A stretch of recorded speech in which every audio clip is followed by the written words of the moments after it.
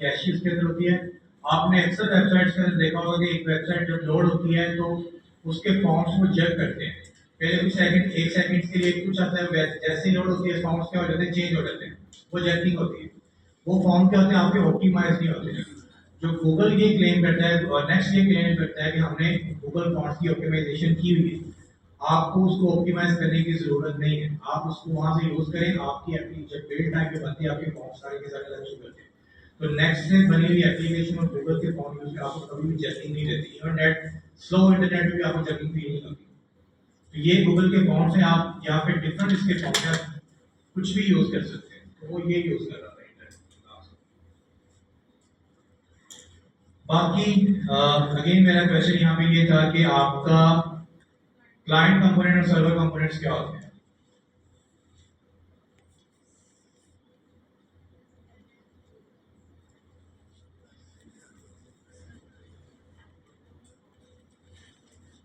CLI client, AENT and SER server components क्या होते हैं?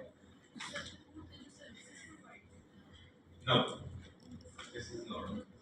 वो आपने सर्वर का फीचर मुझे बताया कि सर्वर आपको सर्विसेज प्रोवाइड करते हैं, लेकिन क्लाइंट और सर्वर कंपोनेंट्स क्या होते हैं? आपने यूज किए होंगे।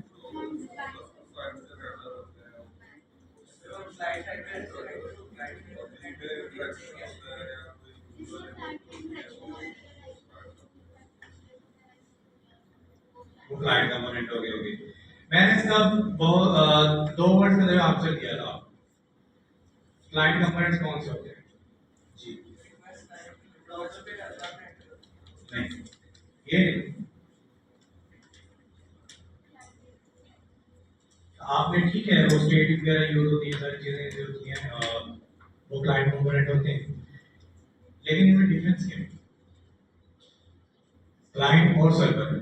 आपकी बात भी ठीक है, जो सर्वर हैंडल करता है सर्वर उसे क्या करता है, आपको सेंड करता है, वो भी ठीक है, लेकिन एक्चुअली दोनों में डिफरेंस क्या है?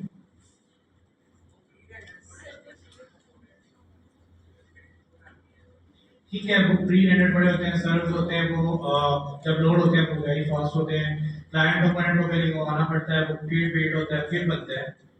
ठीक है, ये भी डिफरेंस है, लेकिन मेजर डिफरेंस है वो सर्वर भी करते हैं। मेजर डिफरेंस इन दोनों में क्या है? दोनों में लोडिंग होती है। क्या कह रही है? स्टैटिक डाटा होता है, ये बात ठीक है। 3 वीक्स बाद आएगा यार, छुट्टियां गुजार को जोर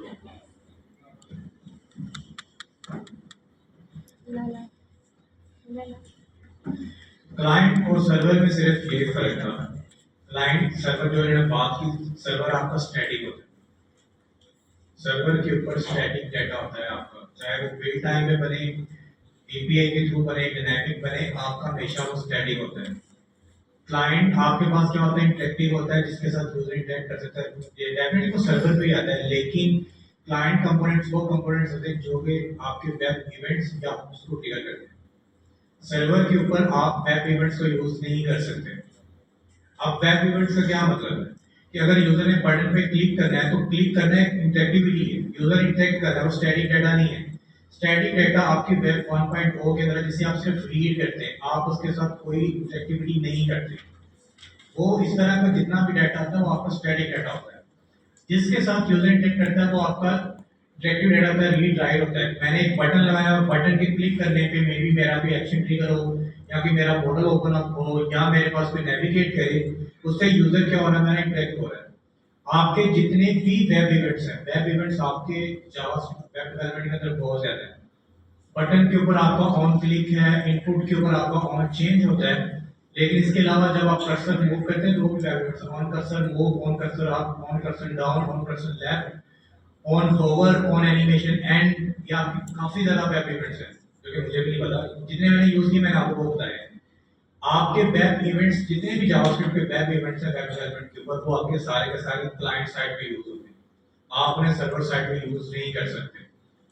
सेकंड, सर्वर आपका स्टैटिक डाटा को ही सर्व करता है, क्योंकि वो डाटा आपका ड्यूरिंग द बिल्ड क्या होता है, जनरेट होता है। जब आप एक बिल्ड बनाते हैं, आपका जितना भी डाटा होता है वो हमेशा जनरेट हो जाता होता है स्टैटिक डाटा। अगर आपने डायनामिक राउट्स भी बनाए हो तो डायनामिक राउट्स में मैंने आपको दो ऑप्शंस बताई थी, एक होता है ऑन रिक्वेस्ट, एक होता है ऑन बिल्ड टाइम। आप उसका स्टैटिक डाटा क्या कर सकते हैं, जनरेट कर सकते हैं। वो हमने मेथड अभी नहीं पढ़ा, क्योंकि आपको मैंने मैप मेथड नहीं बनाया पढ़ाया अभी, वो मैप मेथड के थ्रू हो जाता होता है। तो सर्वर हमेशा आपको स्टैटिक डाटा को सर्व करता है, आपको पहले से प्री बिल्ड राउट्स होते हैं और आपको चीजें मिलती हैं। लेकिन ये नहीं है कि अगर आपका कोई कंपोनेंट सर्वर बेस्ड है, आप उसके अंदर क्लाइंट को यूज नहीं कर सकते। आप क्लाइंट को यूज कर सकते हैं। ये शायद मैंने आपको बताया या नहीं बताया, या आपने पढ़ा है कि नहीं पढ़ा।